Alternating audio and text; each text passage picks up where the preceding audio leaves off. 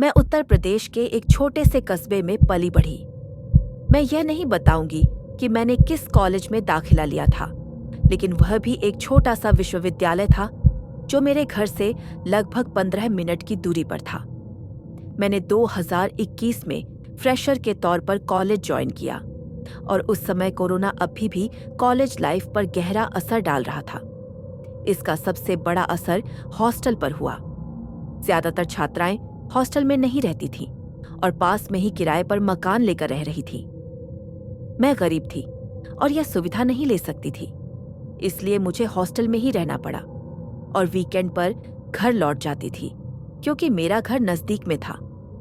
फिर भी मैं हॉस्टल वाली पूरी कॉलेज लाइफ जीना चाहती थी। पहले दिन मेरी मुलाकात मेरी रूममेट से हुई। हमने पहले थोड़ी बहुत मोबाइल पर चैट की थी क्योंकि कॉलेज ने मेरा नंबर उसे दे दिया था ताकि हम एक दूसरे को जान सके। मुझे यह अजीब लगा। उसने पहले मैसेज किया और वह ठीक लगी। ऑफलाइन मिलने पर भी वह ठीक लगी, लेकिन ज्यादा बात नहीं करती थी। उसमें एक घमंडी और अमीरों वाली सोच थी। एक बार बातचीत के दौरान उसने कहा, अभी हॉस्टल में इतने कम छात्राएं हैं कि हर किसी का अपना अपना कमरा है। पिछले सेमेस्टर भी मेरा कमरा अकेला ही था और अब तक भी था जब तक तुम नहीं आई। मैं थोड़ा हैरान हुई और चुप हो गई। फिर मजबूरी में विषय बदल दिया। मैंने उसे बताया कि मैं पास में ही रहती हूँ और शुक्रवार को घर चली जाती हूँ और सोमवार सुबह 6 बजे लौट आती हूँ। वह वीकडे पर ज्यादा कुछ नहीं कहती थी। ज्यादातर अपनी दोस्त के कमरे में रहती थी, लेकिन अब डरावनी बात आती है। पहले शुक्रवार की बात है। मैंने घर जाने के लिए अपना बैग पैक किया और चली गई। सोमवार सुबह 6 बजे लौटी, जैसा कि मैंने कहा था। मेरी क्लास सुबह 10 बजे थी, तो मैंने सोचा थोड़ा और सो जाती हूँ। मेरा गद्दा मोटा और मेमोरी फोम वाला था। मैं लेटी ही थी कि लगभग 10 मिनट बाद अचानक मुझे लगा जैसे बिस्तर के किनारे कोई बैठा हो। गद्दा नीचे धंस गया। मैं हिली तक नहीं। 1 मिनट तक तो मेरा दिमाग ही काम नहीं कर रहा था। फिर गद्दा वापस ऊपर हो गया। तब मुझे एहसास हुआ कि कोई मेरे बिस्तर पर झुका था।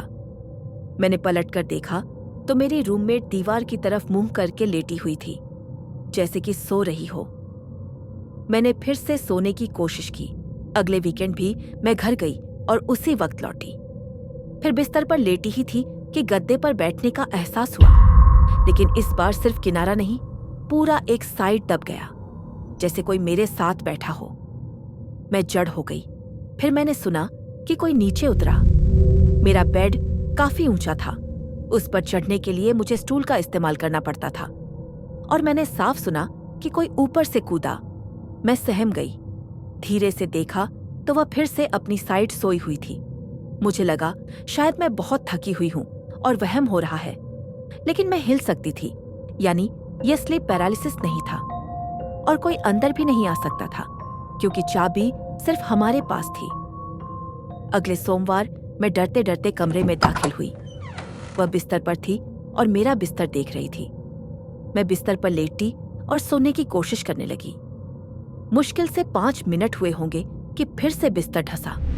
मैंने आंखें कसकर बंद कर ली और महसूस किया कि कोई मेरे पास बैठा है।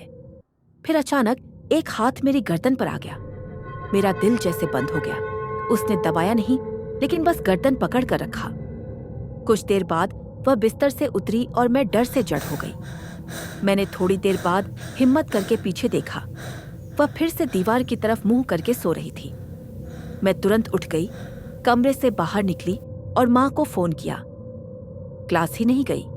मैंने सब कुछ माँ को बताया। माँ ने कॉलेज को रिपोर्ट दिया। फिर मुझे नया कमरा दे दिया गया, शुक्र है।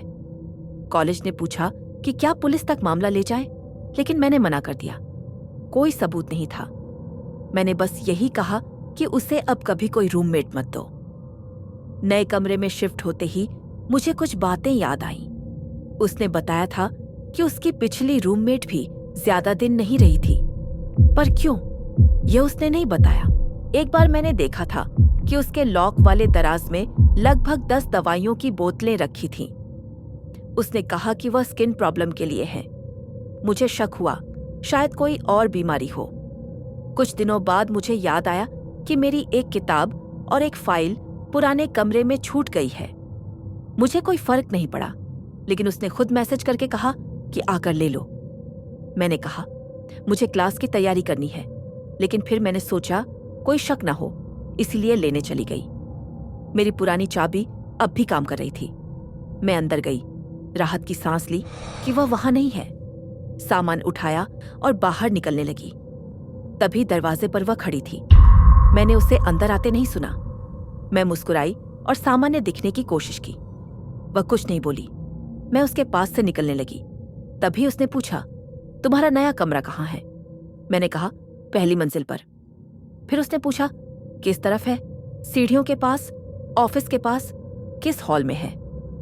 मैंने झूठ बोला कि याद नहीं। उसने बार बार पूछा, पर मैं बस झूठ बोलकर निकल गई।